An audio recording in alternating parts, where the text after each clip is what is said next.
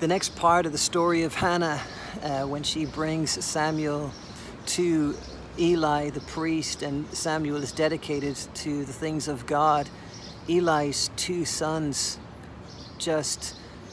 they start really showing Samuel what a real phony would be like. You know, they were taking advantage of the people. They were living off the backs of the poor. They had taken the offering of God with contempt. They had grown familiar with the things of God, and Samuel is writing about them because he's seeing firsthand stories of what's going on with these men of God, these priests, these two young men that were born into an incredible legacy of Eli and a lineage of the Levitical priesthood.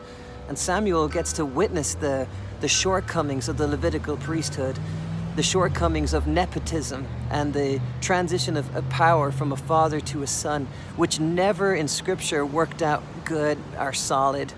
God never wants a nepotistic transition of power. We should be given the job to the person that can do it, not to a family member just because of bloodline and convenience. And that's what happened here. And Eli thought he was doing his sons a favor by giving them the legacy. But really what he was doing was an injustice to these two young men. You know, Samuel was the one that should have been carrying that mandate and carrying that call, but Eli didn't have it in him to stand to his sons. I mean, I'm sure he was a great man of God, but when it came to his sons, he just kept giving them and stuff and giving them things and positions, and it ended up to their demise. You know, Samuel called the two sons worthless, because they had become entitled to the things of God. They had become entitled to serving God. They had grown so contempt with the things of God, they had no gratefulness. They had grown familiar. You know, familiarity will always breed contempt, and I've seen that. I've seen that in even pastors' kids that get positions. I've seen that in evangelist kids that get... I've just seen it when it's handed out to people like candy, and positions are really given to those that are in the bloodline and lineage. The fathers of those kids think that they're doing their sons favors, but when you read the Scripture, they didn't do them any favors at all. In fact, they hurt and hindered their sons by not making them actually earn the position righteously, and not just get it because you were born into that family. And Samuel is watching it, and he calls these two young men worthless. Worthless. I mean, can you imagine that as a title given to you? Worthless. Imagine someone saying, you're just worthless. You don't produce anything. You're in it just to consume and be lazy and live off your daddy's paycheck and live off your daddy's hard work, and you're not doing anything for yourself. Nepotism really is crippling a lot of churches in America today. It's crippling a lot of churches in America today. Instead of giving the positions to the men of God, they're giving positions to their sons and to their daughters, and it doesn't produce any fruit in the long term. In fact, it just creates a culture of laziness and politics, and it never works out. And we've got to really rise up against a nepotistic rule of power in this country, because, my friends, that's why I'm an Irishman. That's why we're in America. A republic is the greatest system of government, because when you've got a monarchy and it's all kept in the lineage of the bloodline, it never works out. And churches cannot be run like a monarchy. Churches must be run with an eldership and just like they did in the early church. I mean, they drew lots. They didn't pass it on to brother so-and-so or sister so-and-so. No, they waited upon God, and they sought the face of God, and they trusted God's sovereignty in it, but they never just passed it on to Peter's son or James's son, or, oh, let's call in Philip's son here, maybe he can take the church from here. None of that was going on. Paul's kids weren't involved. Timothy's kids weren't involved. And that's not saying that our kids can't be involved. Our kids can be involved. But we should never give out authority and give out leadership just because of bloodline and lineage. Look at what turned out with Eli's sons. They were worthless. They were living off the backs of the people. They weren't working. They didn't know how to work or what to work or how to seek the face of God or to treat the things of God righteously. They were in it for themselves. They'd become consumers and not servants. And friends, That's a challenge to all of us. Are we consumers of the things of God, or are we servants for God? Are we just consuming all of the promises, all of the blessings, all of the favor?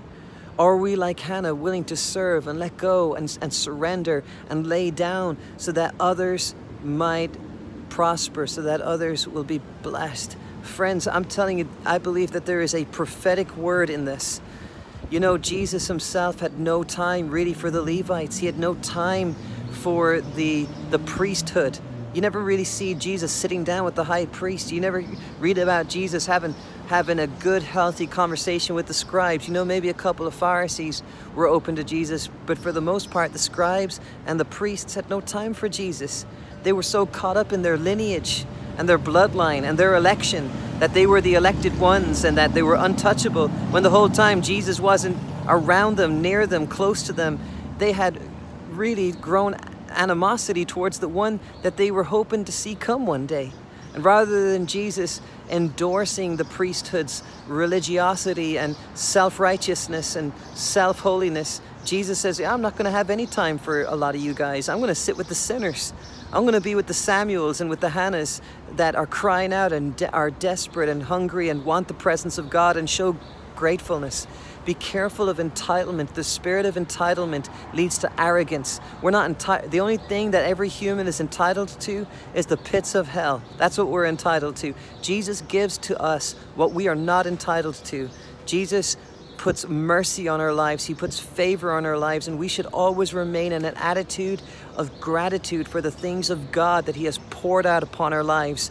When we take God for granted, when we grow familiar with our Bible, familiar with church, familiar with the things of God, that's when we start walking in worse shoes than any sinner out on the streets. I mean, God came down harder on the religious than He did on the sinners on the streets. In fact, Jesus had time for the sinners on the streets versus time with the religious that had grown contemptuous of the things of God. Friends, have we become religious? Is there religion in our lives today?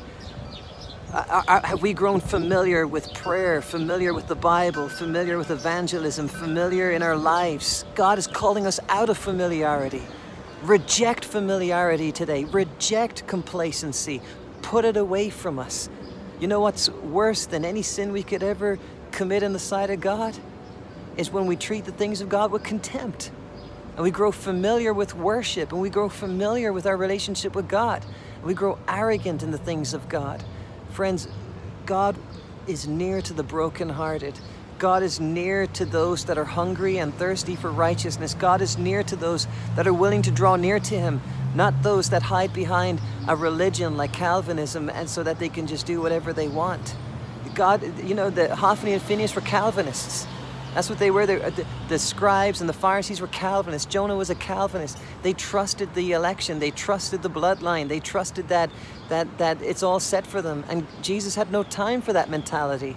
And I'm telling you, there's a huge turn in the church today towards that mindset. And it's a wrong teaching. All men and all women are elect to salvation.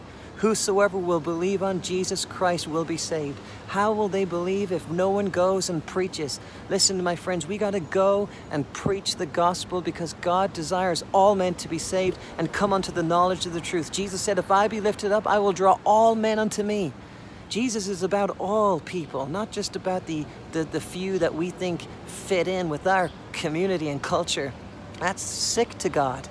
And let's not grow complacent in our relationship with God. Let's not grow complacent in what we feel about where we're at with God. Let's hunger after God. Let's get desperate for God. Let's make a decision to say, God, I want to surrender like Hannah surrendered. God, I want to seek your face like Samuel sought your face. Even as a young man, I want to be in your presence. I want to seek your presence. I want to know you, God. I'm telling you, let's put away complacency. Let's put away lukewarmness. Let's put away this nepotistic model of what we have today and say, you know what? I want to be a man of God. I don't want to just say, well, that's for so-and-so because he's the son of so-and-so. No, I want to know God. Whether my parents have a legacy of ministry or not. I want to know God. God is no respecter of people. Maybe the pastors are, maybe the evangelists are, maybe the leaders that you've been around are, but God is no respecter of people, and when he puts his hand on someone, it's irrevocable.